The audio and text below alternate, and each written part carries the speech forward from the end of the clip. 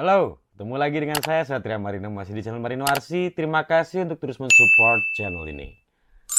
Ini yang kita tunggu-tunggu, unboxing seri MN yang terbaru. Oke, tanpa banyak basa-basi langsung kita buka. Ini dia.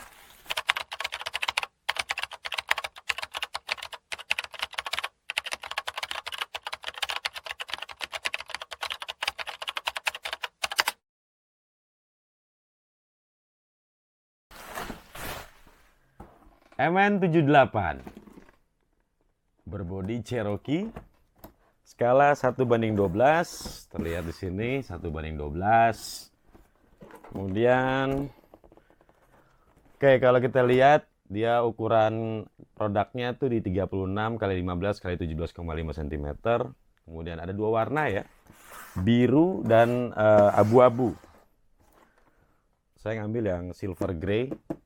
Kemudian baterai 7,4 volt, 12.000 mAh, motornya 280, wheelbase 215. Nanti kita lihat aja bagian dalamnya langsung. Kalau lihat gambar di sini terlihat informasi tentang baterai di remote-nya 2x A2, kemudian informasi tentang positioning gimana cara buka baterai di mesin, yaitu melalui menekan kap depannya. Kita buka aja langsung, kita cek.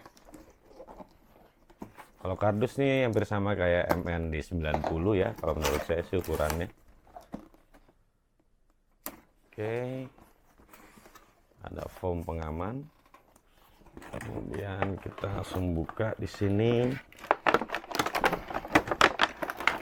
Wah, ternyata sesuai pesanan, warna silver gray. Terlihat di dalam box terdapat plastik. Kalau kita buka isinya sepertinya ini bumper dan over fender ya teman-teman ya. Terlihat ya, bumper dan over fender terpisah, belum nyatu. Instruksi manual, aturan para pemakaian. Oke. Kemudian yang ini adalah cara pemasangan fender di bodinya. Oke, terlihat. Di sini ada kartu. Saya nggak ngerti ini kartu apa. Seperti kartu promosi itu aja ya, informasi tentang perusahaan MN itu sendiri. Kemudian di sini ada obeng plus kecil sama beberapa mur ya.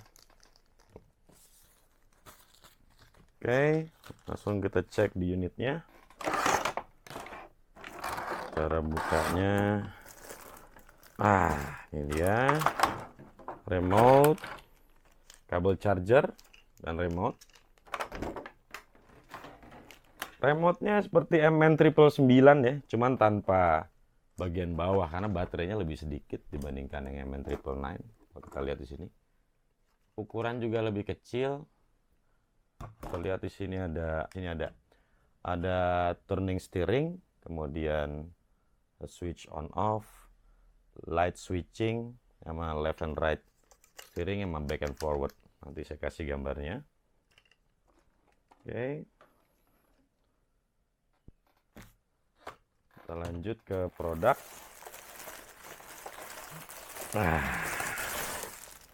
Ini dia. Oke, teman-teman. Akhirnya datang juga MN yang terbaru di tahun 2022 ini ya, teman-teman ya. Terlihat bahwa secara body tampilan sangat-sangat scale sekali ya. Sangat scale sekali. Mirip dengan body Jeep Cherokee. Jadi pintunya kanan kiri sepertinya bisa dibuka. Kita lihat, wah cukup keras sekali.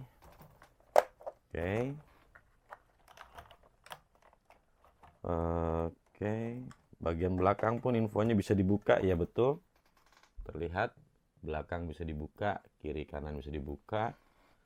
Interiornya cukup detail, dashboardnya cukup baik, ada jok bagian tengah, ada bagasi bagian belakang. Kemudian di sini di atasnya ada ban serep. Kemudian ada LED di bagian depan, atas roof rack-nya. Dan peleknya menarik, cukup scale juga. Terbuat dari warna chrome, tapi bahannya material plastik ya.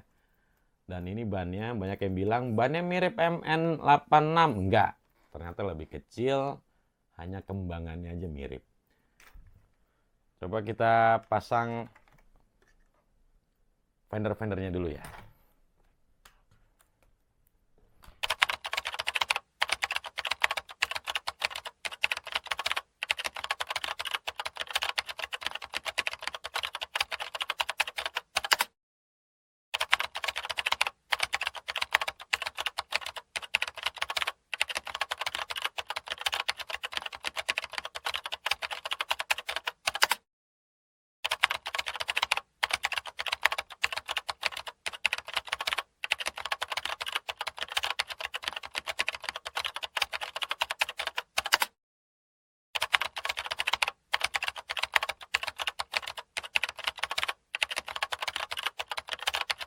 Oke, teman-teman, ini sudah terpasang. Kita lihat di sini. Saya ambilkan ini dulu deh sebentar.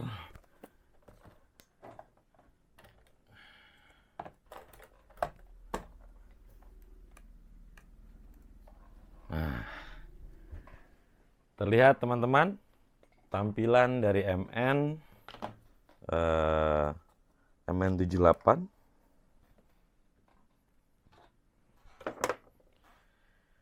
Kita kasih gambar 360 derajat. Di sini terlihat dia punya wheelbase itu di angka 215 mm. Jadi ini lebih kecil dibandingkan MN86 teman-teman ya. Ini dia MN86 saya. Kalau teman-teman perhatikan, ukuran size-nya cukup berbeda. Jadi kalau diperhatikan seperti ini, memang dia jarak sumbunya atau wheelbase kan beda. Karena di MN86 itu kan di angka 230, sedangkan MN78 di angka 215 mm. Terlihat walaupun sama-sama 1:12, saya rasa sini ada sedikit perbedaan ya. Karena di mobil sebenarnya atau sesungguhnya Cherokee dengan Mercedes-Benz G500 harusnya tidak terlalu jauh selisihnya jarak mobilnya. Makanya jadi cukup menarik 1:12, tetapi ukurannya tidak seperti MN86. Coba kalau kita bandingkan dengan di MND90 ya teman-teman ya. Kalau kita lihat di sini, ini yang Land Rover D90, sedangkan ini yang Cherokee. Terlihat ya, ini baru ada kesesuaian. Kalau kita bicara ukurannya bisa dibilang sama antara mobil sesungguhnya ya, karena D90 kan ya short chassis, sedangkan ini yang long chassis. Jadi kalau kita lihat memang lebih panjang yang MN78. Terlihat di sini ya. Kalau kita bandingkan seperti ini, ada jarak di sini. MN78 lebih panjang pada MND90. Oke, lanjut. Apa sih yang ada di dalamnya? Kalau kita lihat di sini dengan mesin motor 280, ini lebih kecil dibandingin MN86. MN86 itu 290 saya ingat saya, sedangkan dia punya 280. Jadi secara tenaga mungkin lebih besar MN86, dan secara sistematika juga saya ingat saya MN86 itu adalah yang terbaik. Antara gearbox, kemudian transfer case, kemudian drive shaftnya itu seperti 1:10. Tapi kalau yang di sini kita belum tahu, kita buka aja bagian dalamnya ya teman-teman ya, daripada kita penasaran. Oke, stay tune. Oke, unit sudah kita buka. Kita lihat chassisnya. Ini bodinya dulu ya, kita bahas bodi dulu lah. Seperti biasa untuk MN78, terlihat di sini ada panel lampu di bagian belakang, interiornya juga cukup rapi. Kalau body sih saya lihat ini jauh lebih baik pada MND90. Ini lebih mirip ke arah MN86 secara body ya. Karena interior, kemudian eksteriornya lebih detail, kemudian lengkap dengan lampu-lampu. Ini kalau udah kayak begini pasti otomatis ada switch light kiri kanan ya. Kemudian ada lampu bagian depan juga ada di sini. Kemudian di belakang ada. Interior oke. Coba kita langsung cek ke bagian chassis ini yang ditunggu-tunggu. Body frame terbuat dari besi, hampir sama seperti MND90. Yang saya agak kecewa adalah dia tidak menggunakan sistematika MN86. Jadi kalau kita lihat ini lebih mirip pengembangan MND90 ya, MN seri D90. Terlihat motor langsung masuk ke gearbox langsung dipecah, mungkin transfer case-nya juga jadi satu dengan gearboxnya, dipecah melalui dua drive shaft bagian depan dan belakang. Terlihat secara link rod juga, link rodnya setipe dengan MND90 teman-teman. Jadi kecewa ya kita. Saya pikir MN78 ini melanjutkan kesuksesan MN86 karena seperti kita ketahui MN86 sistematika chassis, gearbox dan transfer case-nya itu kan mirip banget kayak RC 1:10. Dan ini kita kembali mundur ke tipikal RC yang hampir menuju ke arah toys ya, bukan hobbies. Kan tetapi dia punya cuttingan-cuttingan di skid plate, kemudian link rodnya itu lebih halus, lebih presisi, dan lebih enak dilihat lah ketimbang MND90. Terlihat receiver sama ESC masih di satu, kemudian servo nempel di gardan bagian depan. Jadi lebih terlihat flat line, tidak tarik-tarik. Kemudian gardannya very look like gardannya si MND90. Kan tetapi ada sedikit perbedaan. Perbedaannya itu di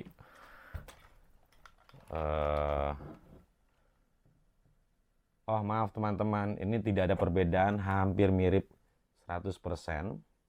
Hanya saja kan kalau kita ketahui untuk bagian depan itu gardannya MND90 itu kan lebih ke arah nempel di atas ya, ke dekat chassis, sedangkan kalau ini servonya di bagian atas di dekat chassis untuk yang MND90, sedangkan MN78 servonya itu nempel di gardan. Kalau kita lihat ya benar, sepertinya gardannya atau axle-nya sama persis dengan seri MND90 yang otomatis kalau kita lihat hex-nya dia di 5 mm ya, dari plastik hex-nya. Seperti diketahui teman-teman, untuk gear gardannya itu sudah metal ya. Untuk yang di dalam gearbox ini saya belum tahu metal atau bukan gear gardannya, tapi feeling saya mengatakan ini sih plastik ya. Jadi kalau kita buka dulu sebentar. Oke teman-teman, gearbox sudah kita buka seperti ini, sederhana. Jadi satu dengan motor langsung seperti ini. Kita buka bagian dalamnya, cek benar sesuai dugaan saya. Gearnya semua dari metal, tidak ada yang dari gearnya semua dari plastik, yang dari metal hanya pinionnya aja. Jadi kalau kita lihat di sini ada minyak atau grease yang udah menyelimuti, nanti kita kasih gambarnya.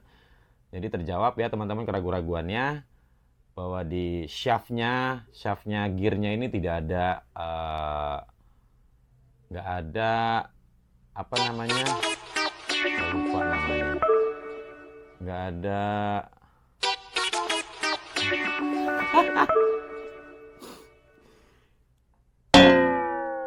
bearings namanya. Tidak ada bearings, jadi semuanya langsung nembus ke gearbox dari shaftnya. Ini tidak ada bearings di antara shaft dan body gearboxnya. Sorry kalau lupa. Oke, kita lanjut ke chassis. Drive shaftnya ini terbuat dari plastik atau kopel terbuat dari plastik, akan tetapi pengikatnya dia menggunakan mur baut. Jadi udah lebih baik dibandingkan MND 90. Jadi dia lebih kuat. Jadi shaft dari gear boxnya ini ada lubangnya untuk mengikat si gardannya. Mengikat drive shaft ke gardannya. Jadi artinya sudah ada perbaikan di sisi gearbox ke drive shaftnya. Kemudian saya lihat tombol on off-nya juga cukup besar. Di sini terlihat dengan mudah untuk bisa dinyalakan. Kemudian ini ada possibility servo bisa naik ke atas sepertinya ya teman-teman. Servo yang lebih besar karena saya lihat sini ada lubang yang cukup besar untuk bisa dimasukkan servo yang ukuran lebih besar lagi. Jadi punya kemungkinan servo bisa naik ke atas. Nanti pasti akan ada muncul banyak aksesoris-aksesoris tambahan yang bisa melengkapi atau mengupgrade dari MN78 ini. Shock towernya itu tidak nempel di chassis seperti MN78, ada perbedaan, nanti ada foto jarak dekatnya. Kemudian dia bisa disetting maju mundurnya, ada lubangnya beberapa titik.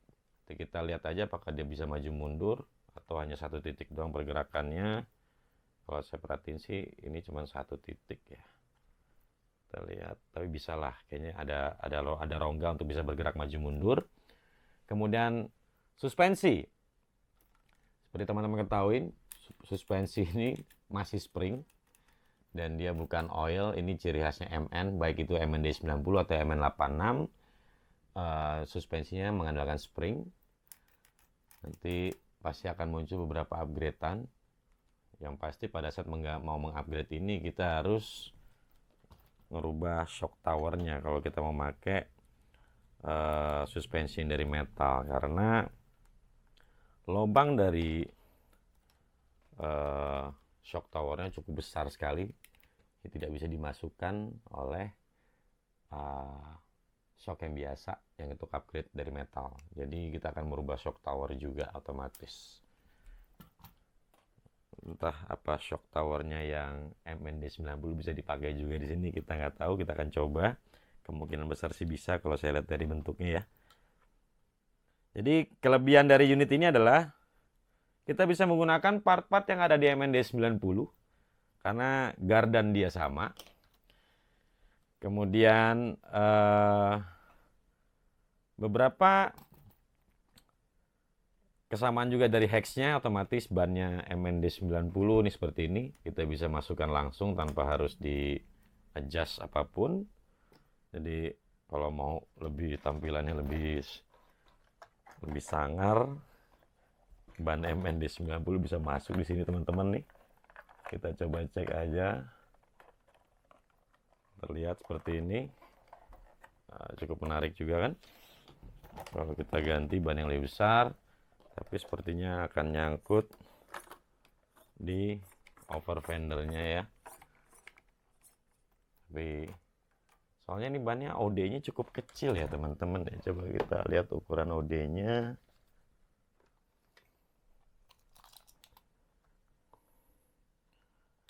OD-nya di angka 60 mm atau 6 cm outer diameternya. Kemudian lebar bannya tuh di angka 2,2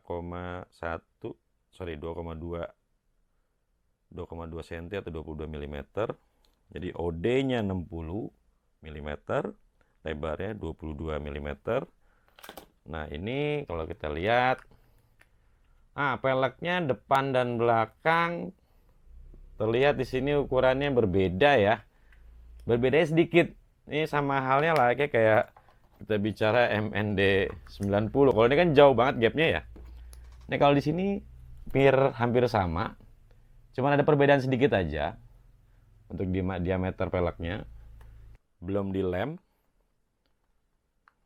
Jadi masih bisa kita copot di sini. Saya kembalikan ke teman-teman seleranya, senang ban yang lebih besar atau ban yang sudah ada ini tapi terlihat realistik.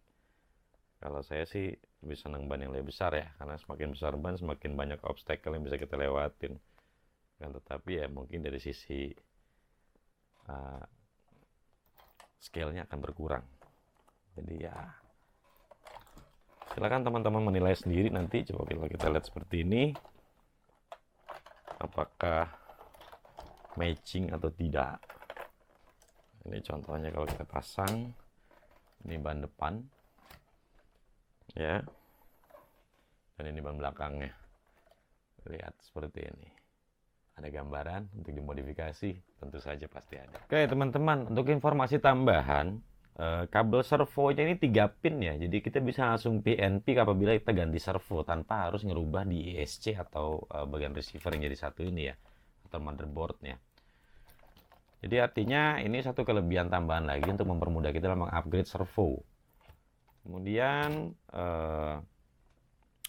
kita perhatikan yang lain adalah untuk lampu-lampu semua masih sama seperti MND 90 ya, seperti tipikalnya kalau kita lihat di sini ada sirkuit lampunya. Jadi kita langsung coba aja tes running dengan baterai menyala. Oke, stay tune. Oke, baterai udah masuk. Kita tes. Ada yang satu saya rubah. Ban serep saya copot dari atas. Ternyata ini sangat mudah untuk dilepas ya teman-teman ya. Nggak begitu sulit. Ada bautnya.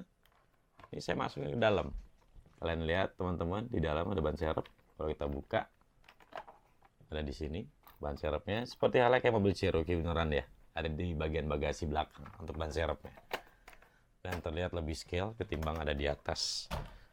Kita nyalain powernya. Kita tes running sedikit di meja ini. Oke, ini sudah on.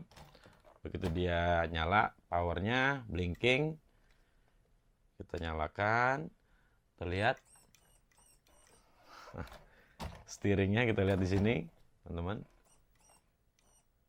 Cukup baik angle-nya. Nah, kelemahannya udah ketahuan nih. Agak underpower di saat tarikan throttle awal untuk maju ya. Jadi kalau posisi belok agak dimajuin atau obstacle tanjakan atau minus, saya rasa ini akan menjadi masalah nih. Jadi butuh tarikan yang lebih dalam lagi untuk dia baru bisa maju. Kalau kita lihat di sini pada saat dia posisi belok, jadi butuh effort tambahan. Jadi kalau di obstacle negatif atau minus position itu akan menjadi masalah. Jadi artinya kita perlu untuk meningkatkan power dari motor ataupun gear rasionya itu sendiri.